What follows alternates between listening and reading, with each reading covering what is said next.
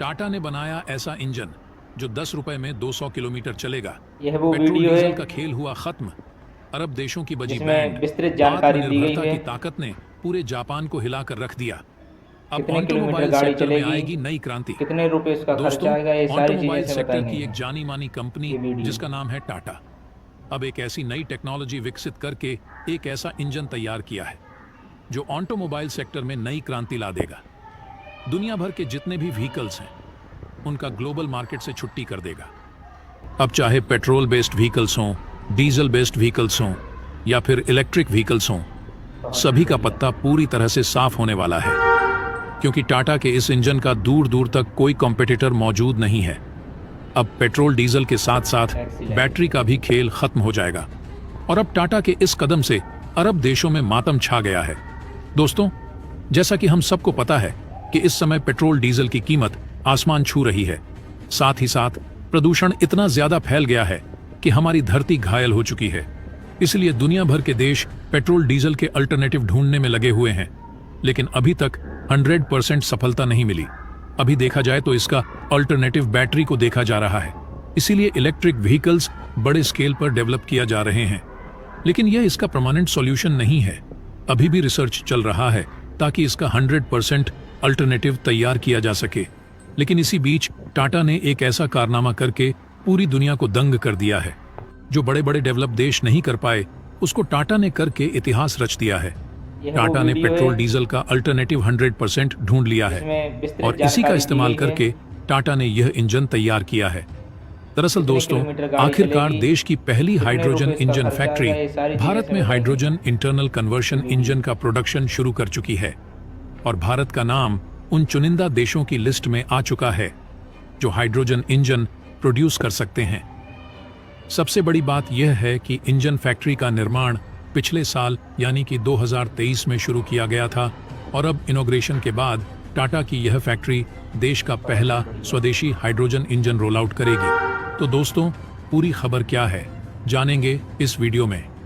टाटा के इस कामयाबी के लिए इस वीडियो पर एक लाइक तो बनता है, फटाफट वीडियो को लाइक कर दीजिए।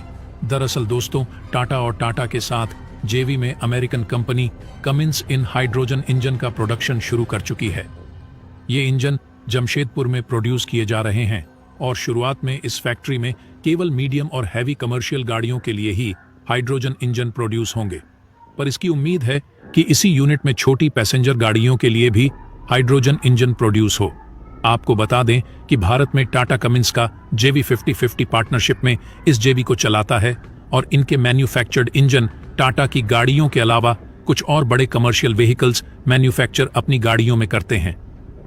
वैसे आपको बता दें कि यह जेवी भारत में कुल मिलाकर 22 मैन्युफैक्चरिंग यूनिट्स ऑपरेट करता है और भारत में बने इंजन आज 50 से ज्यादा देशों को एक्सपोर्ट होते हैं।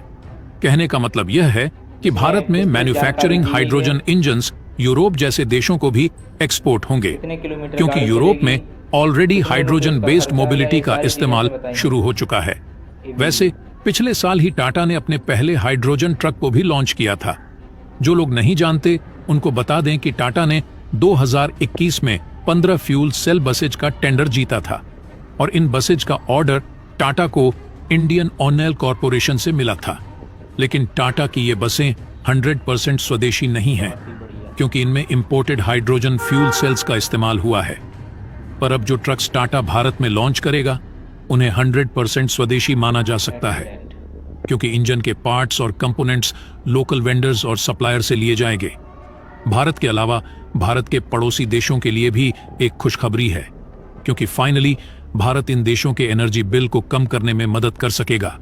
अब जाहिर तौर पर काफी बड़ी खबर तो है, लेकिन इसके बावजूद फिलहाल ये नए इंजन डीजल इंजन को कम से कम 10 साल तक रिप्लेस नहीं कर सकते और इसका सबसे बड़ा कारण है हाइड्रोजन की ज्यादा कीमतें।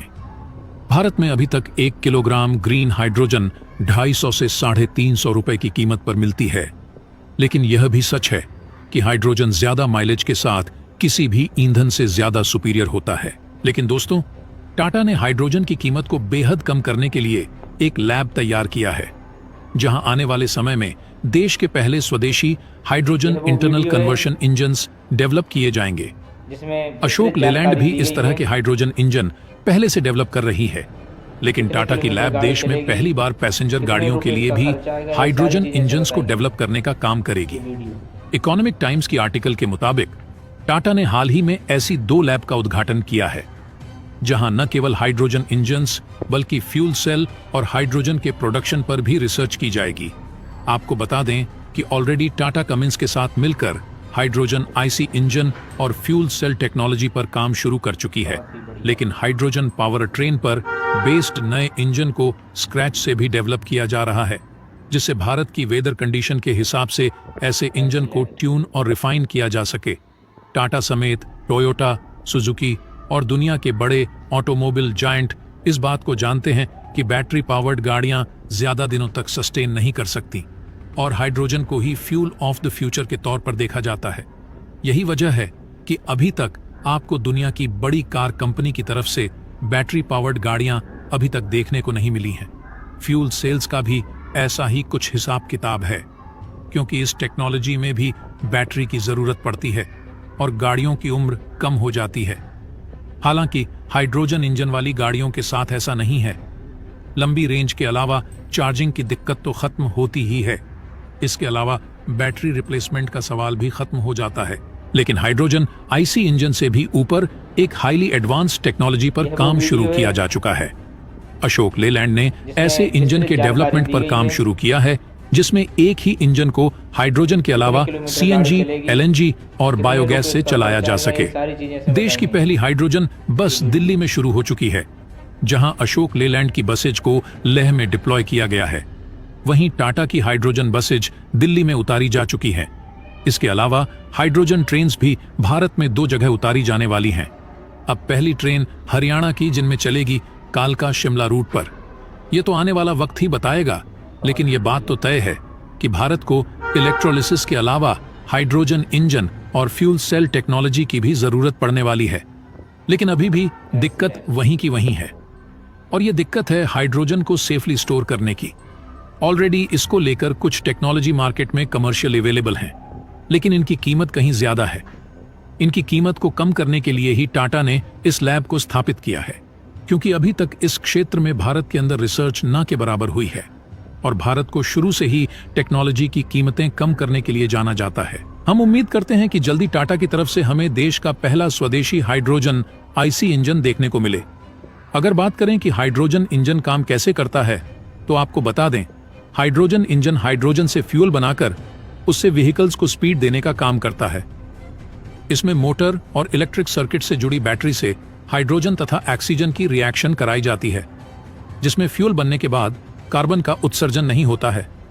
इसकी कैपेसिटी भी अदर फ्यूल की अपेक्षा अधिक होती है, साथ ही इसका एनर्जी लेवल अधिक होता है।